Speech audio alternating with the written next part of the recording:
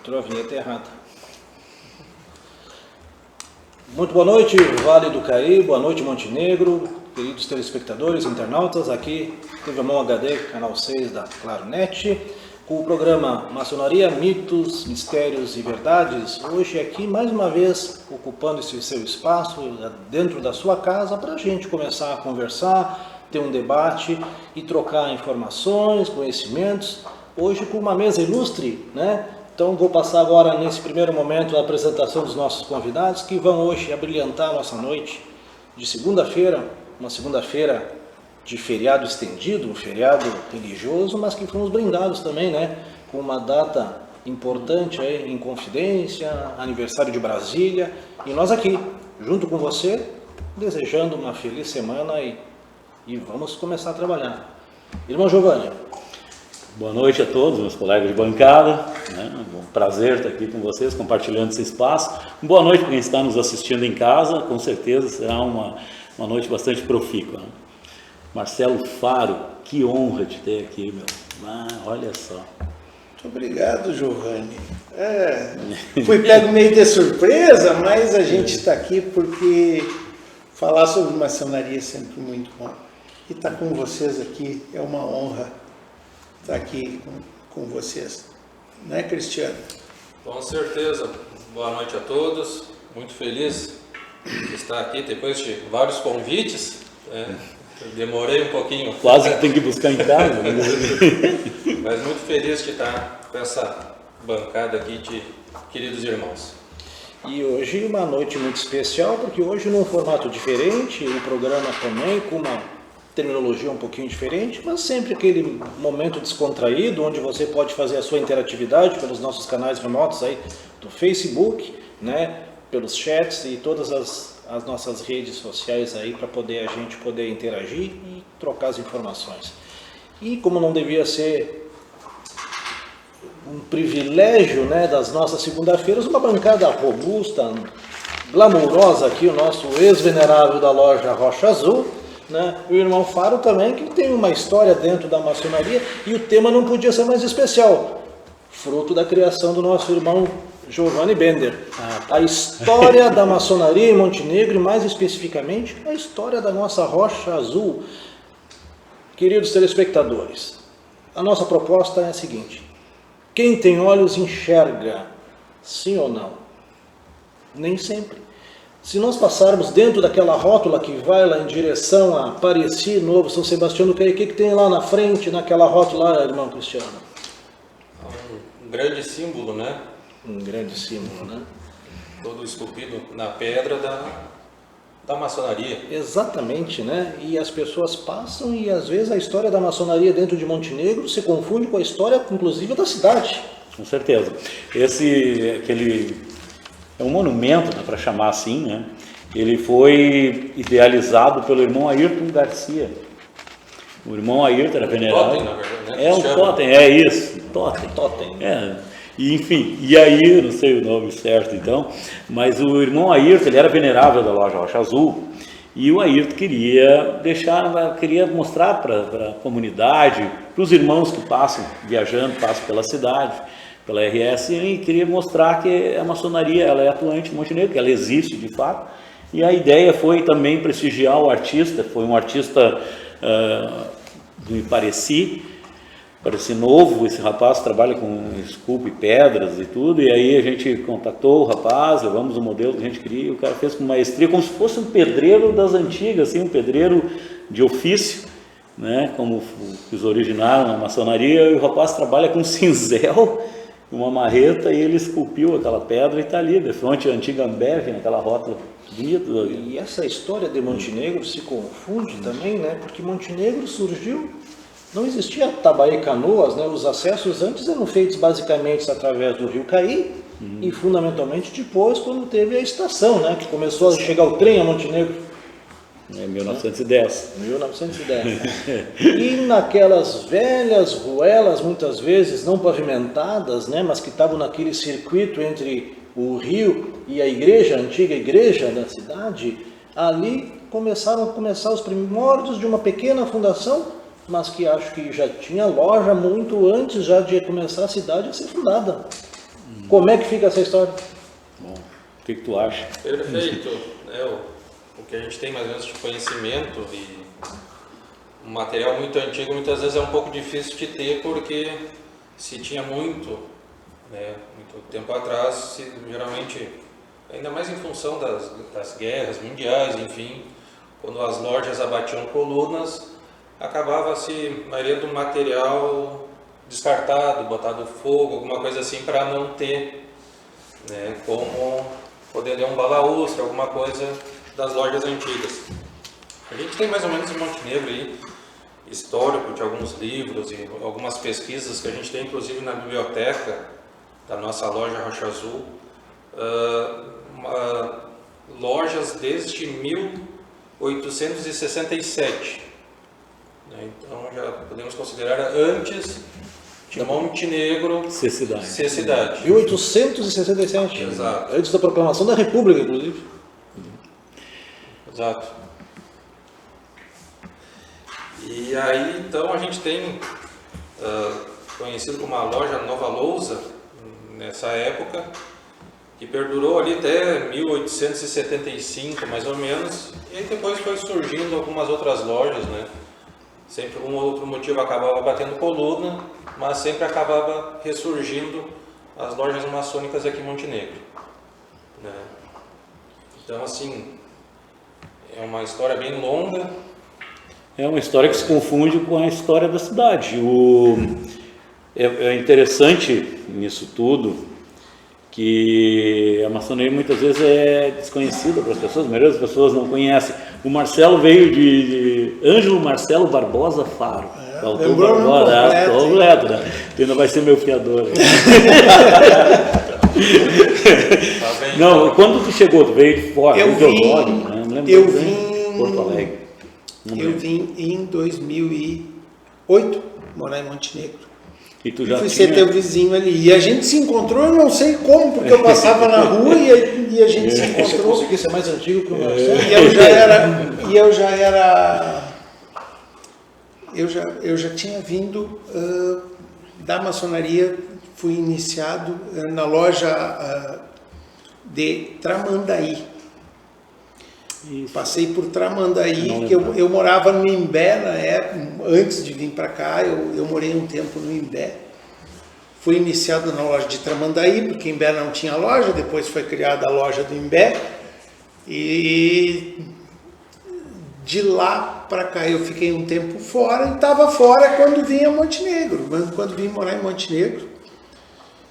Que isso é uma coisa que a gente, muita gente não sabe, que a gente pode se afastar um tempo e tal. Essa parte dos mitos. E essas histórias mesmo, como o Cristiano falava, por se manter a maçonaria de maneira discreta, se perde as histórias e se apaga capítulos da história para evitar que caia no conhecimento de outros. Então é muito difícil se conseguir esses históricos. Esses registros históricos praticamente são apagados. Quando abate uma loja, são muitas vezes destruídos para que não caiam no conhecimento público. E tu já tinha visto falar da loja Rocha Azul quando veio para cá de mudança? Quando eu vim para Montenegro, eu não pretendia. Eu já fazia quase 10 anos que eu estava afastado da maçonaria. Eu fui iniciado em 94. Eu sou antigo, né? Eu já fechei mais de 30 anos de maçonaria. Fui iniciado em 94, eu já fazia alguns anos que eu estava afastado. E aí a gente se encontrou. E tu e o falecido e saudoso Osvino. Osvino Beck. Que era o venerável na Rocha Azul na época, que me trouxe de arrasto. Quando ele descobriu, me pegou pela mão.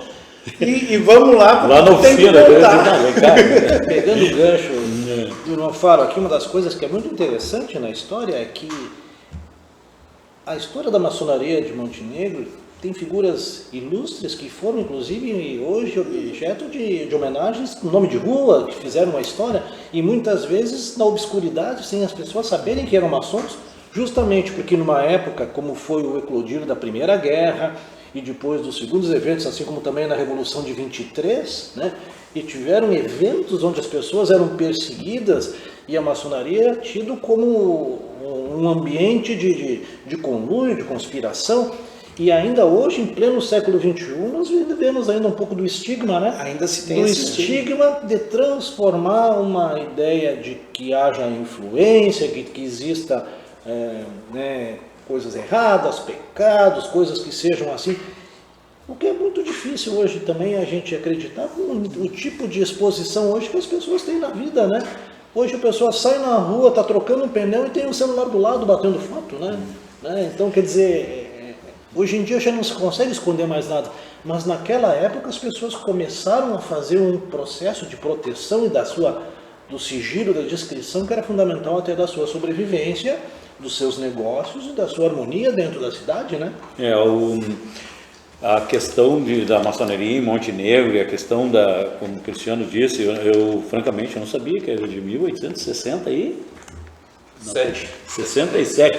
Eu tenho os registros, eu fui atrás dos registros, a gente tenta pensar material e eu consegui, fiz uma colinha aqui, né? Onde fica a loja Rocha Azul hoje, na Rua Doutor Flores, ela... Que nem sempre foi Doutor Flores, né? Não, sim, no passado era Rua da Praia e já foi chamada de Rua da Igreja, né? Mas era uma das principais ruas da cidade. Continua sendo. Essa rua, ela vinha do cais, né? Saía do cais e até a Igreja Matriz. Onde nessa rua ela chega até aos fundos da Igreja Católica, da Matriz, ali era uma praça. E a Igreja Matriz ficava onde é a pracinha hoje. E a rua chegava até ali, era um ponto central da cidade. E esse prédio, o terreno foi adquirido em 85, escriturado em 1899, e o prédio foi construído em 1895.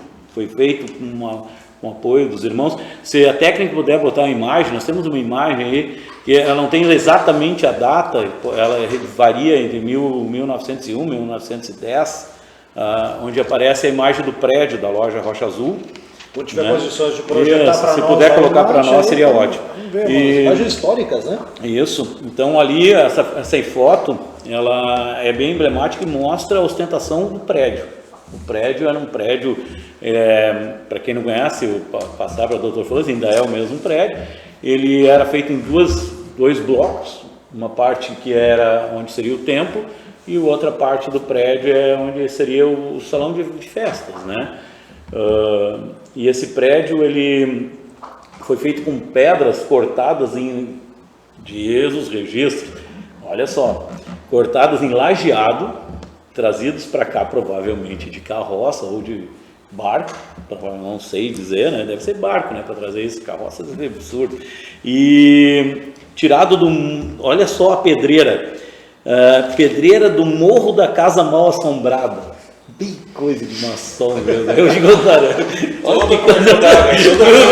Se não era para atravessar a rua, era, né? Se já tinha todo esse mistério, agora ninguém mais passa naquela calçada. Passava na frente, era a rua mal assombrada. Vamos ver se a técnica consegue para nós essa imagem antiga. A gente pegou ela no arquivo da cidade, no arquivo histórico, e é bastante emblemático assim, esse prédio. Ele carrega uma história muito rica, né? Ele abrigou o batalhão. Eu fiz até estou dizendo, eu tive que fazer uma escola assim, que tu começa a ler sobre isso, tu começa a viajar e aí foi o Batalhão de Caçadores. Em 1940 ele abrigou o Batalhão de Caçadores. E para quem não sabe, cara, olha só, o Batalhão de Caçadores deu origem ao 5º Batalhão da Polícia Militar de Montenegro. O 5º Batalhão hoje começou com esse batalhão, na verdade começou como grupo de metralhadoras, em 1914, foi em Porto Alegre. Daí eles atuaram na Revolução Assististas, a Revolução de São Paulo, Coluna Prestes, depois virou grupo de infantaria, o 5º Batalhão de Infantaria, em 1931, daí atuou, quando foi para o batalhão de infantaria, ele trabalhou muito na construção de estradas e ferrovias, principalmente na serra. E depois em 1936 virou o Batalhão de Sapadores, e aí atuou na construção de estradas e ferrovias do estado, e depois em 38 virou o Batalhão de Caçadores, e em Montenegro ele veio em 1940, olha só, naquele local, né, ele recebeu um efetivo de pelotão com 23 oficiais e 590 praças. Ali ficava depositado material, armas, munição. Algum desses devia ser maçom, né? Sim, alguns oficiais sim. Aí eu gostei de ver que os dois fizeram a lição de casa direitinho. Direitinho, né? Não, pegamos uma colinha, cara. Nós pegamos uma colinha. Eu matei essa aula. A gente está com um pequeno detalhezinho na técnica, o programa é ao vivo e a interatividade está aí para você poder Pena que nós não trocar conseguimos informação colocar conosco. imagem. Mas à medida em que as coisas forem se alinhando, a gente vai projetando as imagens aí do compêndio de imagens aí que o irmão Giovanni trouxe da história Isso, da temos fundação mais da bem maçonaria de interessante. Montenegro, né? Nessa questão, quando atuou lá nesse espaço, o batalhão, o oficial era maçom, o comandante, e ele prometeu que ia entregar o prédio para a maçonaria, porque a maçonaria se reuniu, ia começar a ocupar o prédio, a loja Rocha Azul ia ocupar o prédio, e ele removeu, saiu, retirou lá, se retiraram esse batalhão do espaço e foi entregue à maçonaria, e inclusive foi pago o aluguel do tempo que eles ficaram, desse período que eles ficaram. Eu tenho de memória de ter ouvido comentários de alguns irmãos na Rocha Azul, por ocasião da comemoração dos 70 anos da Rocha Azul, ainda. Eu lembro que eu tinha ouvido o comentário sobre essa história, não sabia, claro, os nomes dos batalhões e tal, mas antes dos batalhões assumirem, esse prédio já era da maçonaria. Sim, não, era. Loja maçônica. Sim. Passou. Sim. Ele foi construído e voltou. Sim, ele foi construído para atender aos usos do grupo da loja Luz e União.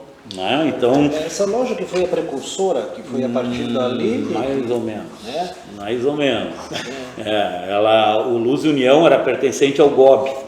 E tinha a loja União, que foi fundada depois, e essa loja União, esse grupo, ele pertencia ao GORGS, e o GOB era centralizado em Rio de Janeiro, se não me engano, e dificultava muito o acesso do grupo a algumas deliberações e tudo mais. A palavra não chegava na hora certa. Mais ou menos isso aí. Eles resolveram se unir, a Luz União com a União, né? Me ajuda aí, meu. E aí, eles se uniram e aí isso deu origem à Rocha Azul. Né?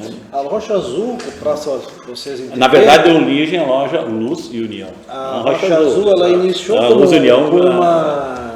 Como é que chama assim? Não é uma deserção, com uma reestruturação de irmãos que eram oriundos de outras lojas, né? Sim. Que tiveram, de repente, algum cisma, alguma situação que geralmente sempre tem alguma coisa. Normalmente. Sendo humanos, né, e seres humanos falíveis, o ser humano às vezes tem dificuldade de conciliar. Mas ela começou como um triângulo. Irmão Cristiano, nosso ex-venerável, o que é um triângulo? Como é que é essa evolução de uma loja? Eu digo, quero abrir uma loja maçônica. Eu chego, abro a loja, reúno um grupo de pessoas, né, e se consegue, sendo maçons, criar uma loja, ou passa por um processo, uma tramitação, existe um período, até tu dizer, hoje temos uma loja reconhecida por uma potência? Geralmente começa, em alguns lugares também, depende muito da quantidade de irmãos que se faz presente para iniciar essa loja, né? Dependendo do número de irmãos, muitas vezes começa com um triângulo, que é um número menor, outras vezes já se começa com loja maçônica. Acho que no CAI nós temos esse exemplo. No CAI a gente já começou, já fundou como loja. Aí quando tem mais de 7 membros, ela já pode... Menos de 7 membros e mais de 3, tu pode fundar o triângulo. Né? Para quê? Para ir trabalhando e angariando irmãos até chegar o número mínimo de 7 irmãos para poder formar uma loja. Formar a loja. Né? Exato. Já no CAI, a gente saiu alguns irmãos da Rocha Azul foram iniciados, o irmão Charles, por exemplo, foi iniciado na Rocha Azul, já com a intenção de, assim que se conseguisse, abrir em São Sebastião do Caí a loja, né? Eu estava falando do meu histórico, eu sou pulador de lojas, né? Porque quando eu estava em Tramandaí ainda, a gente abriu a primeira loja do Gorgs no Rito Adoniramita em falhou agora, ali pertinho de Osório, Imbé? não, Xangri-Lá. mais longe ali, São Francisco. Santo Antônio Da da Patrulha. Voltou, deu certo. Agora deu certo. Santo Antônio, eu estava com o santo, mas não lembrava. Nós tínhamos qual era. 490 municípios para chutar, né? Tá bom? Em Santo Antônio a gente reergueu colunas da Amoriluz, que foi a primeira do Rito Adoniramita do Gorgs em operação na época. E depois eu saí das duas, fiquei um tempo fora, vim para cá, vim para Rocha Azul, e da Rocha Azul eu fui ser fundador da República Rio Grandense em São Sebastião do Caí. Né? Fui ser fundador. E hoje estão trabalhando na loja. E hoje a gente está trabalhando, por necessidade de templo, a gente está trabalhando no templo da Rocha Azul.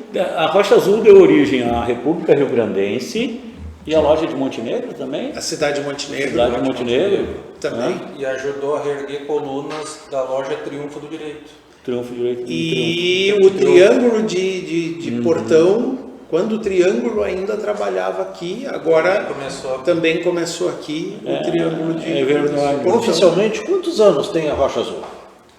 Era de 43, fez 80 anos em 23, tem 80. Como loja, não com o período de triângulo. Né? Não, mas não, conta junto. Já conta junto? Conta junto, sim. Esse ano faz 83 anos. 83 anos. É uma história, né? É bonito. Essa questão do triângulo, só para colocar para quem está em casa e não é bem familiarizado com as questões maçônicas, essa questão do triângulo é assim, ó, pessoal. Muitas vezes tem um grupo que quer fundar uma loja, certo? Esses membros, essas pessoas precisam estar afiliados a uma outra loja, uma loja maçônica, e eles se reúnem e fundam, sendo mais de 3 mestres, né? Isso, eles se reúnem e começam a trabalhar nesse formato de triângulo. Esse grupo, ele, por exemplo, não pode fazer iniciações, ele não pode fazer reuniões, só reuniões administrativas. Então, assim, ó, mas é um passo para fundar uma loja maçônica, né? E geralmente começavam, a maioria das lojas começaram com triângulos, assim, tirando o Caí, que a gente já iniciou, porque já tinha um número. Nós iniciamos com 11, já com 11, e todos derivados com origem na Rocha Azul. Todos vieram da Rocha Azul? Eu não me lembro. Todos, na época, todos... Não, mas tinha gente de fora, não tinha? Não, todos iniciados na Rocha Azul, alguns estavam adormecidos e foram... tornaram ativos mas tiveram que se tornar ativos na Rocha Azul para poder fundar. Sim. Porque tu tem que estar ativo numa loja para poder fundar uma. Não existe um tempo específico entre não tem loja que não saia de alguma para ir para outra loja efetiva. Não existe um período, tipo um interstício, nada assim. É basicamente em função para ser fundador da loja, eu preciso estar... a loja como triângulo em si, ela tem que cumprir algum interstício como triângulo até poder ser consolidada como loja? Boa pergunta. Essas questões administrativas, essa burocracia, ela é cheia de meandros, então... eu não sei agora, eu não saberia te dizer exatamente como é que é o procedimento. Agora que a coisa vai ficar pesada. E o nome Rocha Azul, de onde é que sai? Eu sei. Então tu vai contar. Para vocês, porque o nome vem e a história da Rocha Azul. Não, eu fiz uma colinha. Não, eu fiz a colinha, cara. A lição de casa? Não. Olha só que interessante. Libro Venturini Cordova pároco da igreja episcopal, tá? Ele era maçom, episcopal, sim. Igreja Episcopal. maçom. Não tem problema. Não, eu sei, mas é que tem Não, muita não, gente que diz que não, maçom é não, excomungado da igreja. mas é episcopal. A católica tem Eu uma tô treta. cutucando, deixa eu cutucar. Isso é uma afirmação importante, porque você tem na maçonaria, né, como uma religião, e ela não é. E Ela não é religião. aceita indivíduos, homens livres de bons costumes das mais variadas religiões. Católico, protestante, adventista, espírita, umbandista, né? Satanista não. Né? Muçulmano, budista, qualquer religião. Satanista não. Mas esse pároco, né, em questão, que era um dos fundadores do Triângulo da Rocha Azul, Sendo o primeiro secretário da Rocha Azul, inclusive. tu estudou mais que eu, hein? Não, Pediu, só vou levantar o dedinho, deixa eu falar, deixa eu ligar. Não, é que o interessante é que ele que me passou essa parada, esse aqui, só para quem está em casa, Tá querendo atrapalhando o orador. nós temos um irmão que se chama Pedro Arcildo Wagner, o Pedro Wagner. Esse cidadão em questão, para quem conhece, vai entender o que eu estou falando. Ele é genial. Ele está adormecido hoje, ele não frequenta as reuniões da loja Rocha Azul, que é a loja mãe dele, mas ele é um camarada estudioso, dedicado. O cara é um computador sobre maçonaria, assim, ele manja. Sabe? A gente brinca, ele é o Google da loja Rocha Azul. E esse camarada, ele compilou, pessoal, ele se deu o trabalho, porque tudo que acontece dentro de uma loja é registrado. Ele se deu o trabalho de vasculhar todos os registros, todos os registros, pensou tudo, falou com pessoas, com parentes, familiares, de gente que foi citada, que é comentada nos registros, e ele fez um compêndio, ele fez uma literatura fantástica. Tem o que você sonhar sobre, tem curiosidades, nós começamos a ler aquilo e não para mais de ler, porque é apaixonante. Então, Tem coisas ali fantásticas. uma hora é pouco. É tão fantástico a riqueza. A história do vinho tu não conta, por favor. Tá? Não vou contar. Vai, a história do vinho. Do vinho das garrafas não conta. Maçom também tem uns problemas. Né? Mas o seu livro Venturini Córdova, o pai dele era membro de uma loja em São Gabriel, a loja Rocha Negra. E ele, não querendo homenagear o pai, mas em forma de admiração pelo nome da loja, essa São Gabriel, e ele entendeu que Montenegro, pela questão do rio, pela questão do céu azul e tudo mais, que tinha a nossa região tem os dias ensolarados, o céu se torna muito azul, muito anil, e ele quis então homenagear todo esse cenário e colocar o nome da loja Rocha Azul. Que poético isso. Mesmo foi, né? Sou professor de arte, né, cara? Tem que ter Tinha que botar um pé poético. Tá fazendo o seu melhor, né? Tem que valer uma Tem que botar coisa. uma pitadinha, né? Pois então, tá no mercado aqui, né? O irmão Mas Giovanni, né? Tá? Mas isso é interessante, porque às vezes a gente se apega a nomes sem conhecer as origens das coisas, né? Quantas vezes você passa na frente da Dr. Flores ali, frequenta ambientes na proximidade, né? Cancha, futebol, restaurantes, tem todo um nicho dentro da cidade, e a cidade sempre trabalhava em cima dessa proximidade com o rio e com o comércio, né? Montenegro é uma cidade que até se beneficiou do seu processo cosmopolita de virem imigrantes e empresas que vieram para desenvolver através do tanino e de tudo mais, um comércio pujante e naturalmente pessoas de fora com conhecimentos, com vivências e até histórico-maçônico, né? Engrandecem e fazem com que as coisas aconteçam na cidade. É uma história belíssima, né? E conhecer e passar na frente das ruas, assim, olhar para cima, assim, observar aquela arquitetura, sem ver os gravames que existem nas fachadas, é um grande desperdício de tempo que não se faz, né? A gente deveria olhar e prestigiar mais a nossa arquitetura, os nossos prédios, a história da nossa cidade, né? Eu sou montenegrino adotado, né? Sou mais antigo que tu, viu? Agora eu estou me gabando, né? Tá? Mas é o tipo daquela coisa, quantas vezes alguém parou e olhou e soube, aqui uma loja maçônica, e lá em cima está a data de fundação, assim como tem outros prédios históricos, a antiga prefeitura e vários outros que têm história dentro do município, né? E Montenegro, em cima disso, realmente foi privilegiada porque trouxe pessoas fora da curva do ponto de vista de empreendedorismo, né? Comércio, empresas pujantes, é uma referência no estado. E bem no início, Montenegro também, pelo Rio, né, vinha muitos imigrantes que pegavam a rota de Montenegro para a Serra. Sim. Então também trouxe muito desenvolvimento, porque E muitos Montenegro- acabaram ficando na cidade. E Montenegro era o fim da linha da navegação. Exato. Porque a partir de Montenegro o Caí não é mais Navegável. navegável.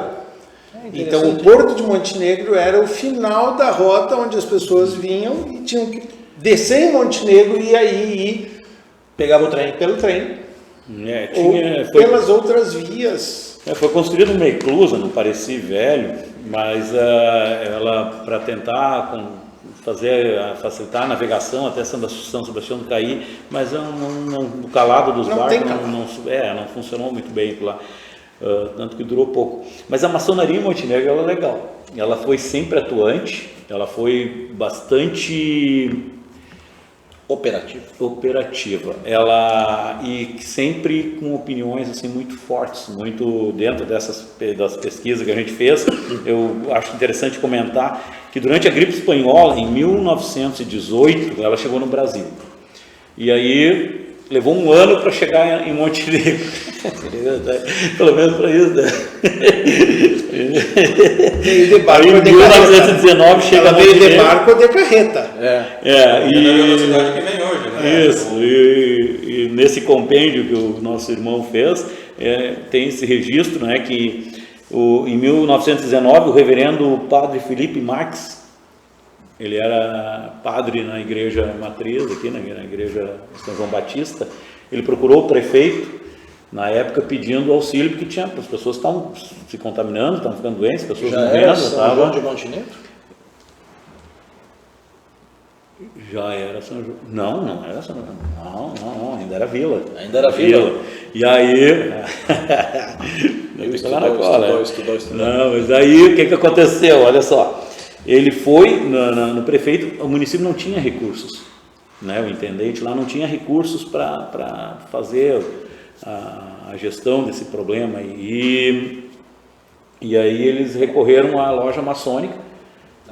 E o venerável da loja mobilizou grupos e tudo. Na verdade, era uma doença que matava, tinha um índice de mortalidade absurdo, milhões de pessoas pereceram, né, no mundo inteiro, e aqui também tinha um nível de acometimento gravíssimo que o sistema não dava conta. Sim, não. E aí, desculpa até te interromper, mas assim para... Não, matou mais que as duas guerras, né? Foi um absurdo isso aí. E o que aconteceu?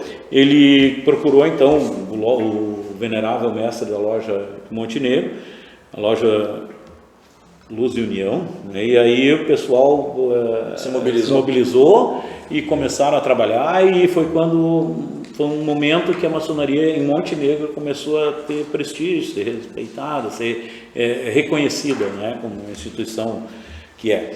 E marcou bastante, esse foi um dos passos que marcou bastante na cidade. Na época foi bem, né, porque tu vê assim, é que nem parafuso, na hora do aperto que tu vê se é bom, né? Então a maçonaria nesse momento foi bastante atuante, foi bem legal. Que maravilha, né? E essa é a história de uma loja, né, que já tem um legado, né, e que antes também mesmo da sua história, como o irmão Cristiano já falou, já teve precursores, né?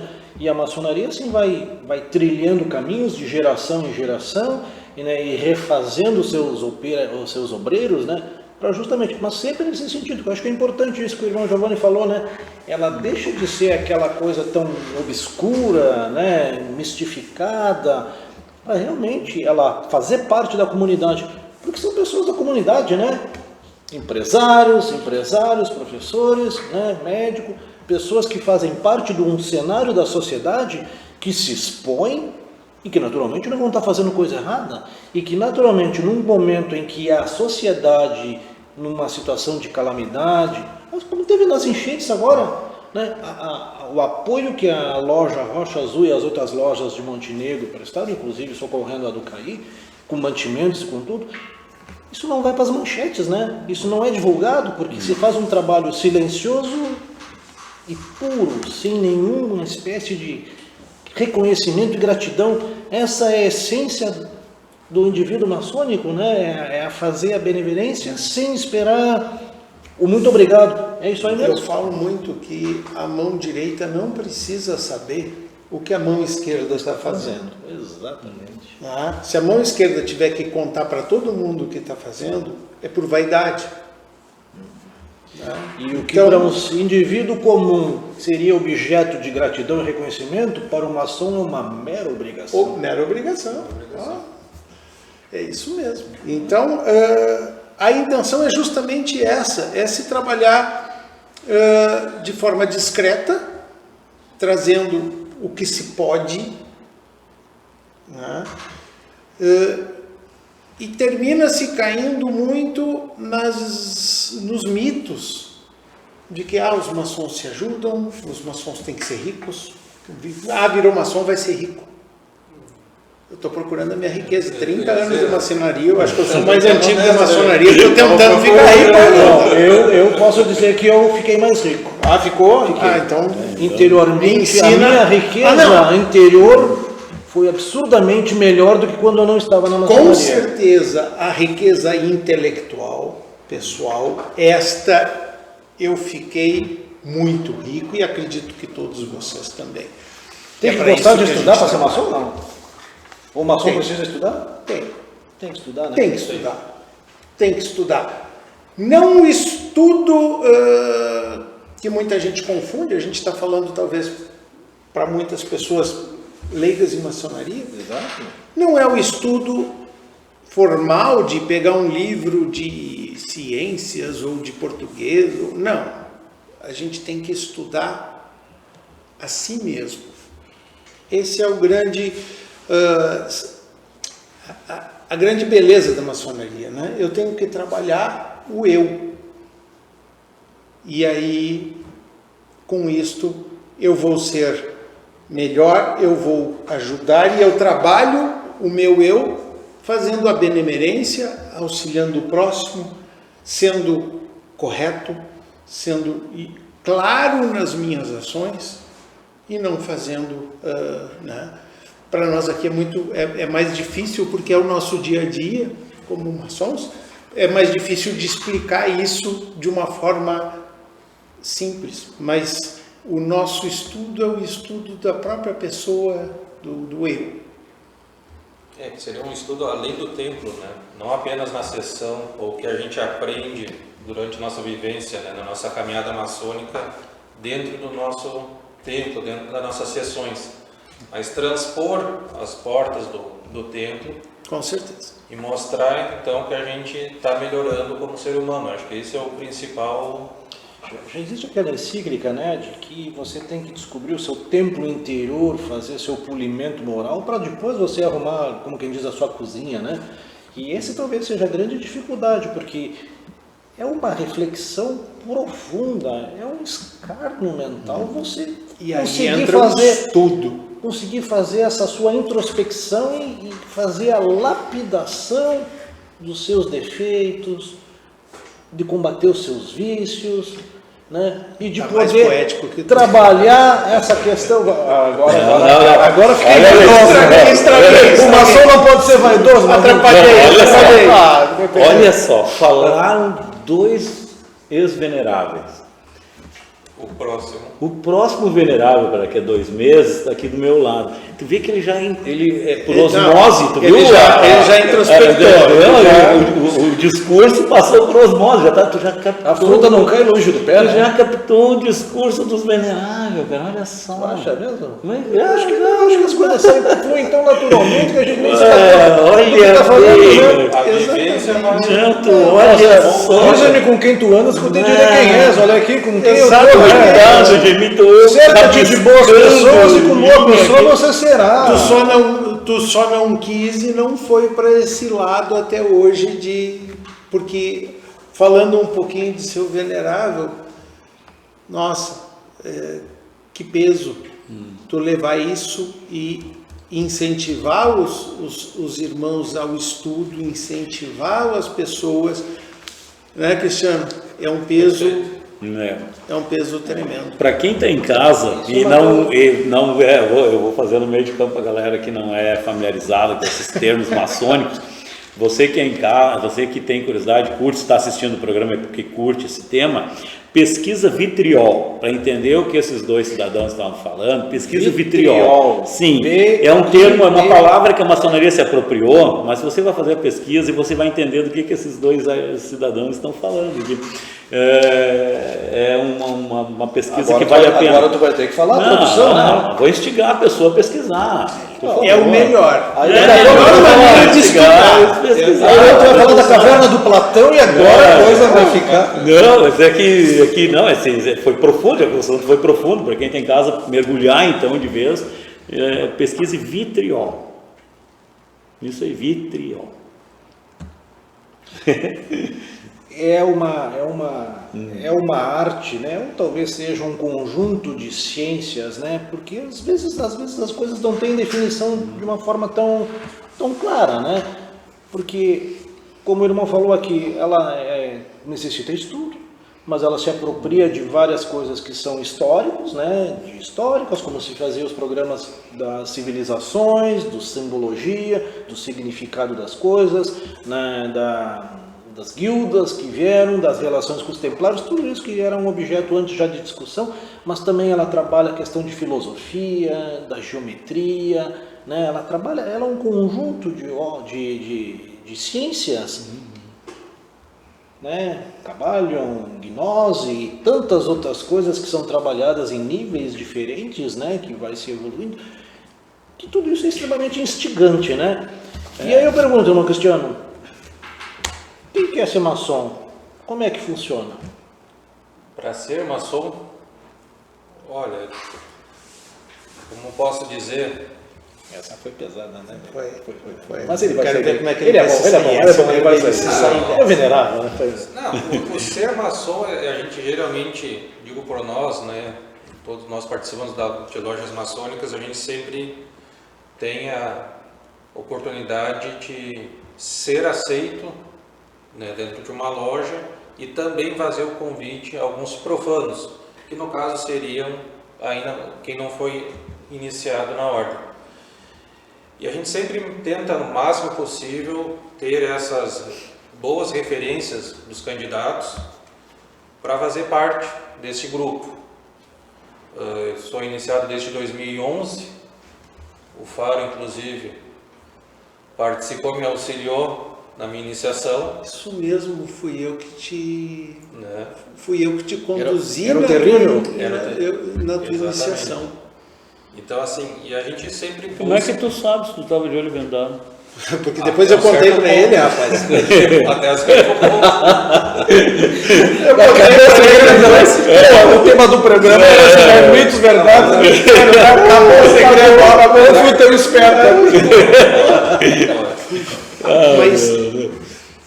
Mas é isso, né, Cristiano? A gente pinça as pessoas.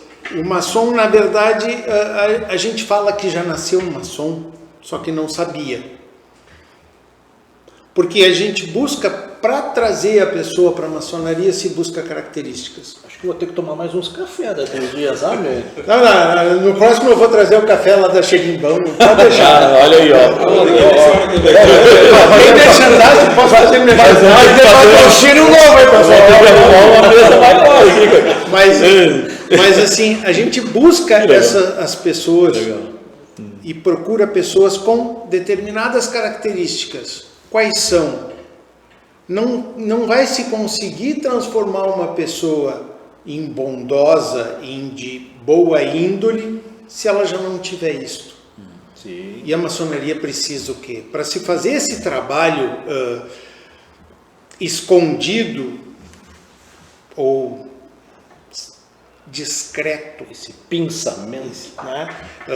O trabalho maçônico que é discreto, de ajudar o próximo sem esperar uma retribuição e tudo mais, a pessoa precisa ter essa característica já de nascença.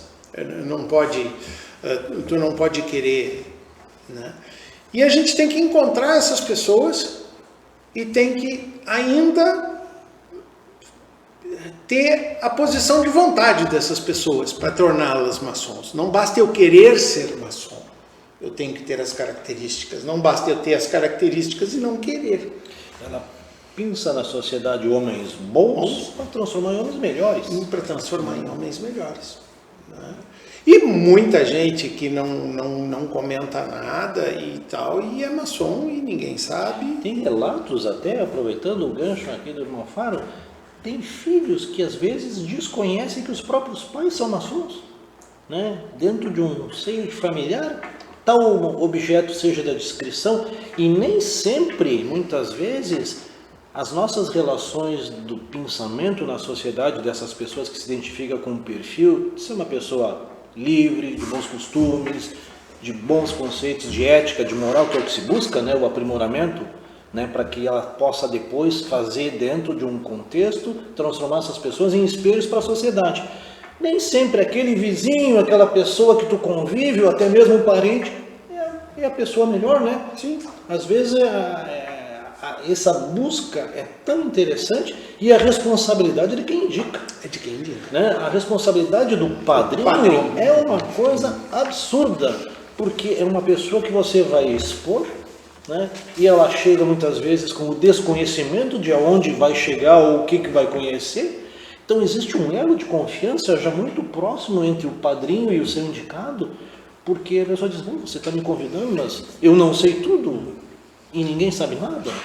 Deixa eu perguntar para o secretário, quantos obreiros tem a loja Rocha Azul hoje? Só para quem saber, quem está em casa, que o Cristiano, ele foi venerável da loja, que é o cargo mais elevado, né, dentro de uma loja, e hoje ele ocupa o cargo de secretário.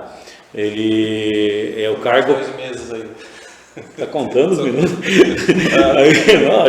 Não, aqui nós vamos ter um novo secretário, né? Vai ter nova eleição, então pro futuro, vai ter novo secretário. Já vou dizendo também, desculpa eu cortar um pouquinho, mas para o futuro venerável, eu já vou dizendo, a gente conta os dias para virar venerável. No dia que vira venerável, a gente começa a contar os dias para sair da venerável. São duas festas, uma quando chega e outra quando sai. Não é assim. E quantos obreiros tem a Rocha Azul hoje ativos? Não me falha a memória, 58. 58 membros ativos. Nós chegamos com quase 100, né? Já. Né? Tivemos assim... Início dos anos 2000, por aí. Eu lembro que na época... Os Vino Becker nós tivemos 96. Foi na época que eu entrei, estava em 90 e poucos, mas infelizmente o número de irmãos filiados e o número de irmãos ativos tem uma diferença grande. Para as pessoas entenderem, a maçonaria se reúne um dia por semana, nos graus simbólicos. E aí o que acontece? 2 dias, então uma vez por semana dá 4 reuniões por mês. 2 reuniões são com todo o grupo, aprendizes, companheiros e mestres, nos 3 graus. Uma vez no mês é para o grau 2, para o companheiro, e uma vez no mês é só para os graus de mestre. Então, a pessoa quem começa hoje a atuar como obreiro na loja, ele tem o compromisso de ir 2 vezes no mês. Ele ia ficar bem com o malhete também, não é? Não. Aí... ele está falando de loja grande, deixa. Loja grande, dona do próprio tempo. Pega uma república rio-grandense que paga aluguel. Então, assim, a gente vai ter todos os obreiros, a oportunidade de todos os obreiros se encontrar numa reunião, nas reuniões de grau de aprendiz, onde estão os aprendizes, companheiro e mestre. Então, a gente espera todo o grupo. A loja Rocha Azul hoje comporta quantos irmãos? Tem assento para quantos irmãos? Mais de 100, 105. Em torno de 100 irmãos, de 100 a 110. Eu vou botar uma pimentinha no nosso debate aqui, aproveitando o calor humano que chega nessa noite fria dessa segunda-feira, desse feriado inconfidente aí. Vou fazer o sorteio aqui. Por que as mulheres não podem participar da maçonaria? Essa pergunta chega todos os dias. Quem disse que não pode? A resposta do Giovanni foi assim, perfeita. Quem disse que não pode? Porque as reuniões são vedadas, a maçonaria hoje é vedada para as mulheres nas reuniões de trabalho. As ritualísticas. Nas ritualísticas. Tá? Mas assim, a mulher tem que participar. Eu costumo, quando eu vou ser padrinho de um iniciado, ou quando eu vou fazer o trabalho de pesquisa da vida, porque isso é importante a gente dizer também, nós estávamos falando da iniciação, o candidato às vezes nem sabe que é candidato, foi indicado, e a gente está visitando a família e está pesquisando a vida pregressa dele, né? Para ver se realmente ele apresenta aquilo que a gente procura. Tem ferramentas. E eu costumo, quando ele já está na fase final de pesquisa e de aprovação, eu procuro passar sempre com a família e conversar com a esposa. Porque ela está entrando junto sem saber. Exatamente. Essa história de a mulher não participa? Não, ela participa sim, porque na reunião ritualística ela não entra. Mas, se eu posso sair uma noite na semana de casa para ir para uma reunião, é porque ela está lá para me dar suporte com filhos, para segurar os filhos, para cuidar da casa, para me dar todo o suporte que eu posso sair. Então ela participa e participa muito. Se a esposa não concordar, tu não vai ser maçom, não. E o próprio socorro, né, que existe nos irmãos que fazem da fraternidade. Exatamente. Eu digo infelizmente, né, porque assim, eu tenho um conhecido, uma pessoa que já passou por vários filtros, toda essa pesquisa pregressa, uma pessoa, pode-se dizer que com muito potencial. E foi formalizado o convite. E ele declinou porque a esposa não aceita.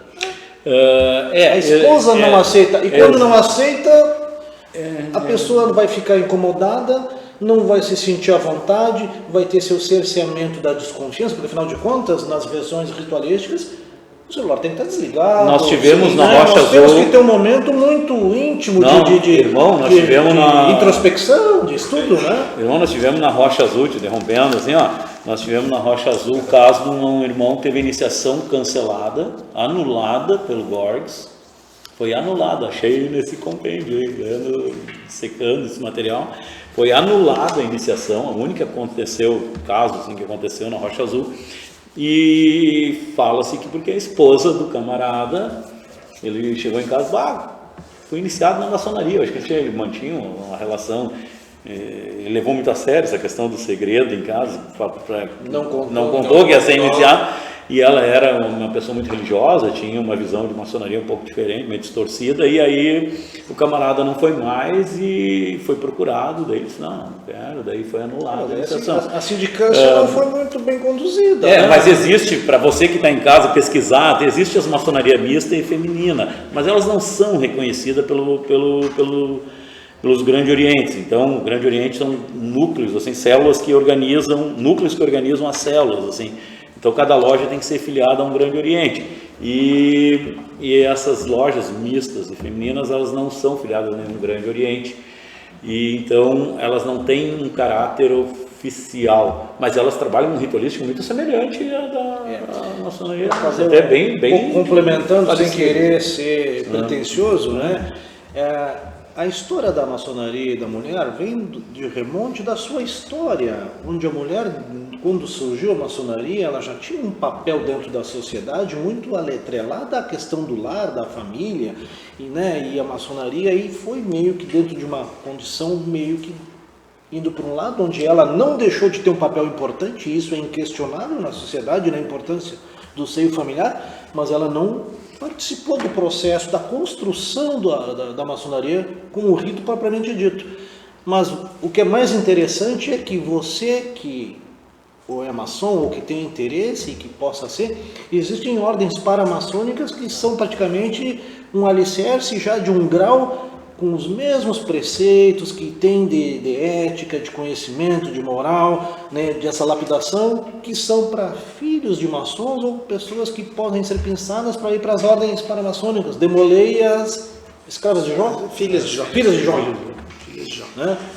Tem também a ver que a maçonaria surgiu numa época onde a mulher não tinha uma participação na vida política, né?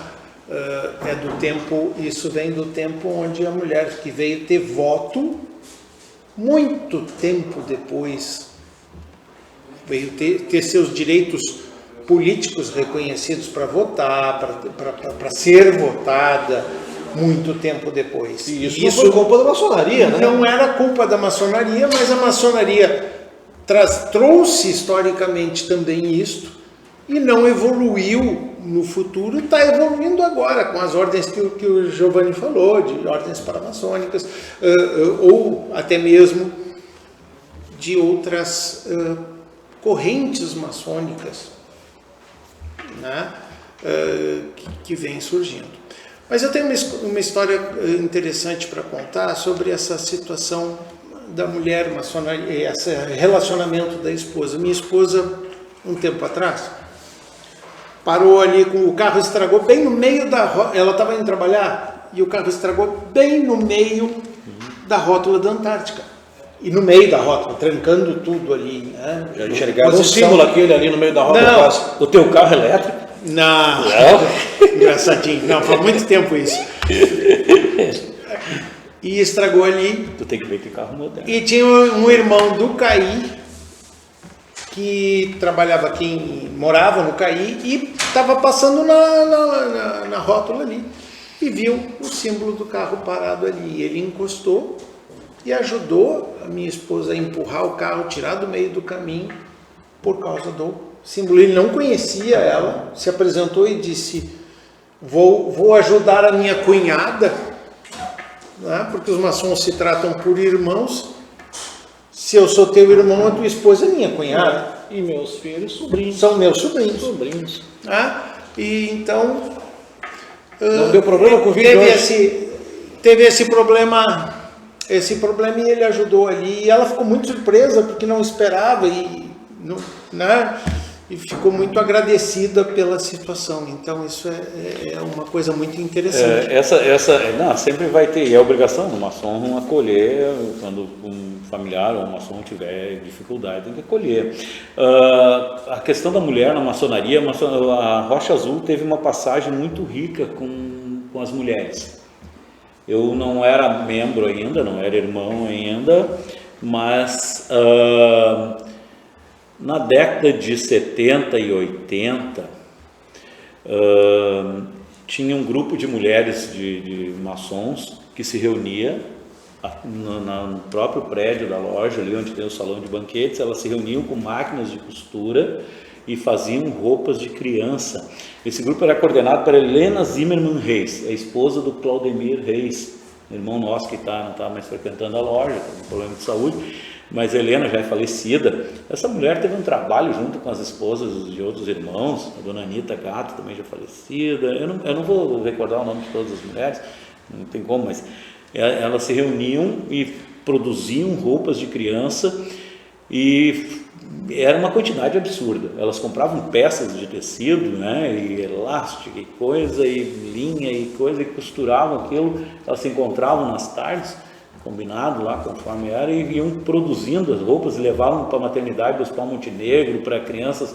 Bom, era um ponto de socorro para essas crianças que estavam em vulnerabilidade. E o mais bacana dessa história, assim, que muito poucos sabem disso, aquela questão, assim, elas trabalhavam mais que os maçons, sabe? Elas eram atuantes, assim, de uma forma fantástica, assim. O braço de Helena Zimmermann O Reis, braço essa de pessoa benemerência da maçonaria, ele é mais levado pelas esposas, né? Sim. Na República Rio-Grandense, logo que foi fundada, logo em seguida se criou o grupo das Anjos da Guarda, fazendo um trabalho, e foi puxado pela esposa do venerável Gilberto Vargas, na época, o Bola, como todo mundo conhece. e se fez um trabalho muito grande com as mães e com as grávidas em São Sebastião do Caí, na Vila São Martim. É bacana esses trabalhos. A gente foi falando, tinha mais coisa para falar sobre a Rocha Azul, um monte Mas de coisa. como infelizmente o tempo é curto e o programa é ao vivo, e nós estamos aqui hoje Nós usando... damos meia hora a mais, cara. E continua pouco, vamos pedir para aumentar, né? Vamos aumentar esse tempo. Então a gente gostaria de agradecer A parte 2 vai ter que ver. agradecer a atenção de todos, né, pela oportunidade de estarmos aqui nessa noite gostosa, dessa segunda-feira, dia 21 de abril de 2025, no programa Maçonaria, Mitos, Mistérios e Verdades, para levar para você um pouco da nossa história, um pouquinho desses segredos, dos mistérios, para desmistificar. E passo a palavra agora para os nossos convidados se despedirem. Cortou.